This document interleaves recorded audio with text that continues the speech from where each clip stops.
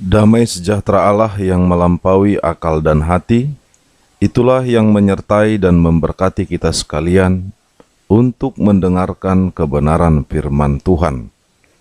Amin. Shalom Bapak Ibu Saudara-saudara yang dikasihi oleh Tuhan Yesus Kristus. Khotbah bagi kita pada minggu ini tertulis pada kitab Mazmur pasal 8 ayat 1 sampai ayat 10. Demikian bunyinya, untuk pemimpin biduan menurut lagu Gitit, Mazmur Daud. Ya Tuhan, Tuhan kami, betapa mulianya namamu di seluruh bumi. Keagunganmu yang mengatasi langit dinyanyikan. Dari mulut bayi-bayi dan anak-anak yang menyusu telah kau letakkan dasar kekuatan karena lawanmu, untuk membungkamkan musuh dan pendendam.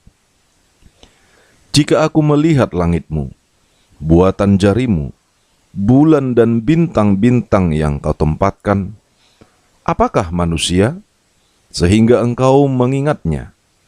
Apakah anak manusia, sehingga engkau mengindahkannya? Namun engkau telah membuatnya hampir sama seperti Allah, dan telah memahkotainya dengan kemuliaan dan hormat. Engkau membuat dia berkuasa atas buatan tanganmu. Segala-galanya telah kau letakkan di bawah kakinya. Kambing domba dan lembu sapi sekalian, juga binatang-binatang di padang, burung-burung di udara, dan ikan-ikan di laut, dan apa yang melintasi arus lautan. Ya Tuhan, Tuhan kami, betapa mulianya namamu di seluruh bumi. Demikian bunyinya. Saudara-saudara yang dikasihi oleh Tuhan Yesus, pada tema khotbah ini dikatakan Tuhan kita mulia dan agung. Saudara-saudari, Mazmur Daud ini adalah nyanyian pujian bagi Tuhan yang dinyanyikan dengan iringan gitit. Gitit disebut sebagai alat musik petik seperti kecapi, dengan suara yang lebih lembut daripada suara petikan gitar. Mazmur ini sebagai bentuk pengakuan akan kemuliaan dan kuasa Tuhan yang melampaui segala sesuatu. Kemuliaan dan kuasa Tuhan itu dapat dilihat atas pengenalan akan segala ciptaannya, baik manusia serta segala sesuatu yang ada dalam alam semesta. Tuhan yang penuh dengan kemuliaan dan kuasa itu tidak mengabaikan ciptaannya, khususnya bagi manusia yang merupakan buatan tangannya. Saudara-saudari, pernahkah kita menonton short video YouTube dari seorang komika yang bernama Dodit Mulyanto? Dalam video itu dilatar belakangi kehidupan orang Indonesia yang hidup di luar negeri. Diceritakan bahwa Dodit bertemu dengan seorang wanita di sana. Dodit tertarik dan berencana berkenalan dengan wanita tersebut. Dalam setiap pertemuannya dengan wanita itu, dia berusaha membuat wanita itu kaget, tentunya dengan menggunakan bahasa Inggris sebagai alat komunikasi di sana. Setiap kali dikagetkan, wanita itu mengucapkan kata yang sama beberapa kali, dalam tempo yang cepat, atau yang lebih dikenal dengan istilah latah. Namun kelatahannya menggunakan bahasa Inggris. Demikian halnya dengan Dodit yang juga memakai bahasa Inggris. Namun, setelah beberapa kali Dodit mengagetkan wanita itu, dan wanita itu tetap latah, akhirnya Dodit menggunakan bahasa Indonesia, dan si wanita itu pun semakin kaget dan mengatakan, "Loh, kenapa kamu tahu aku orang Indonesia?" Dodit menjawab, "Hanya orang Indonesia yang suka latah." Saudara-saudari, dari cerita short video Dodit Mulyanto tersebut, seolah menjadi gambaran kekinian bahwa manusia yang latah akan kemuliaan Tuhan dan keagungan Tuhan. Banyak orang bernyanyi, memuliakan dan mengagungkan Tuhan hanya dalam kelatahannya, berdoa dan memuji Tuhan dengan mengatakan bahwa Tuhan itu mulia dan agung. Jangan-jangan itu juga hanya ungkapan kelatahan saja. Sebab bagaimana manusia mengatakan bahwa Tuhan itu mulia dan agung dalam pujian dan doanya, namun dalam kehidupannya, kemuliaan dan keagungan Tuhan itu entah berada di mana. Saudara-saudari, apa yang disampaikan Daud dalam Mazmur ini tentang kemuliaan dan keagungan Tuhan itu bukan karena nyanyian, pujian, sembah, ataupun doa manusia. Akhirnya Tuhan itu menjadi mulia dan agung. Namun Daud mengatakan bahwa Tuhan itu mulia dan agung adanya, tanpa nyanyian, pujian, sembah, dan doa manusia. Tuhan itu memang mulia dan agung. Dengan melihat bayi-bayi dan anak-anak manusia yang menyusu, Daud bisa melihat bahwa Tuhan itu mulia dan agung. Daud bermazmur, "Dari mulut bayi-bayi dan anak-anak yang menyusu telah kau letakkan dasar kekuatan karena lawanmu, untuk membungkamkan musuh dan pendendam." Bahkan dari mulut bayi-bayi dan anak-anak yang menyusu, Daud melihat bahwa Tuhan itu mulia dan agung.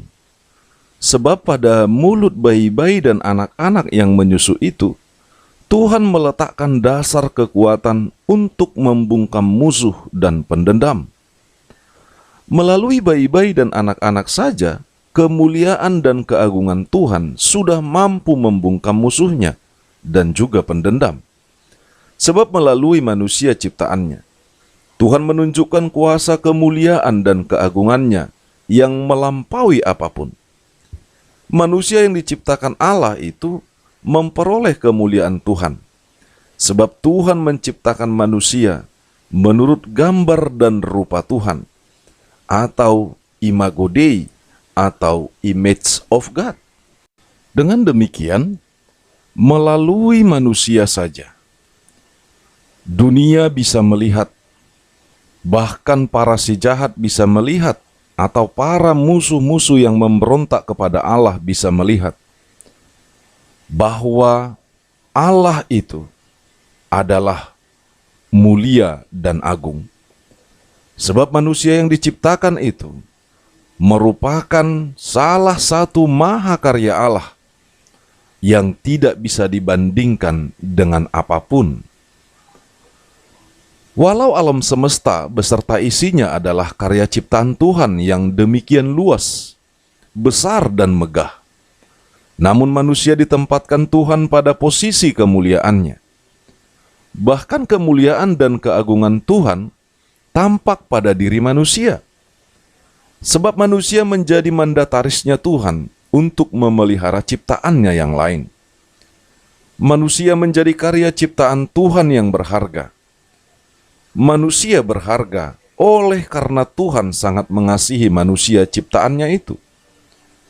Kasih Tuhan itu nyata, bahkan pada saat Tuhan datang sebagai manusia untuk menyelamatkan kita manusia. Karena kasih-Nya yang besar, Tuhan sendiri memberikan dirinya kepada kematian sebagai korban penebusan bagi umat manusia yang berdosa, hanya oleh karena kasih-Nya yang besar. Saudara-saudari, melalui Mazmur ini, apa yang disampaikan kepada kita pada Minggu Trinitatis ini? Tuhan adalah Sang Pencipta yang mulia dan agung, yang melampaui segala sesuatu. Sekaligus dalam kemuliaan dan keagungannya, Tuhan sangat mengasihi umat manusia. Bahkan kasih-Nya seterusnya dan untuk selamanya. Tuhan itu menuntun manusia melalui Roh-Nya, yaitu Roh Kudus. Saudara-saudari yang dikasihi Tuhan, melalui Mazmur ini, kita diajak untuk memuliakan Tuhan. Mengutip ucapan Irenaeus pada abad pertama, ia berkata, Gloria Dei Homo Vivens. Artinya, Allah dimuliakan ketika manusia hidup sebagai manusia. Maka kebalikannya, jika manusia tidak hidup sebagai manusia yang manusiawi, hidup sebagai gambar Allah, maka ia tidak memuliakan Allah. Lalu sekarang kita melihat arti paling mendasar dari kemuliaan Allah. Jika kita tidak berusaha untuk hidup sebagai manusia sejati, maka kita tidak memuliakan Allah. Jika kita membuat sesama kita hidup tidak sebagai manusia, atau kita membuat kehidupan sesama kita manusia tidak dengan manusiawi, kita juga tidak memuliakan Allah. Allah tak butuh dimuliakan, sebab Allah sudah mulia adanya.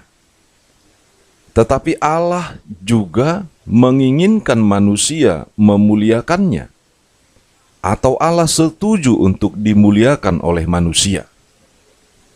Cara manusia untuk memuliakan Allah, yakni menjadikan dirinya sebagai manusia dengan manusiawi, dan juga menjadikan orang lain sama seperti dirinya dengan manusiawi.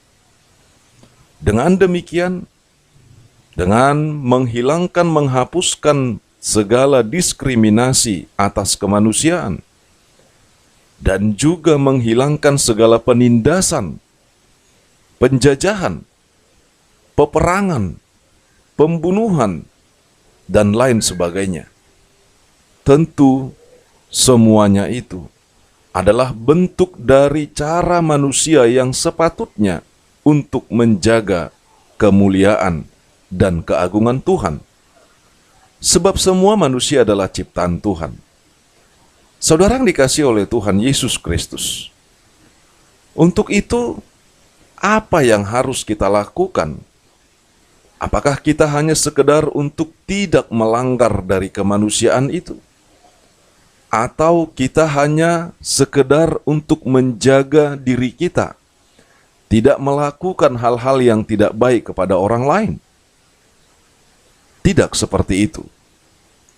Sebab manusia yang Tuhan ciptakan itu adalah mandataris Tuhan itu sendiri untuk menjaga ciptaannya yang lain.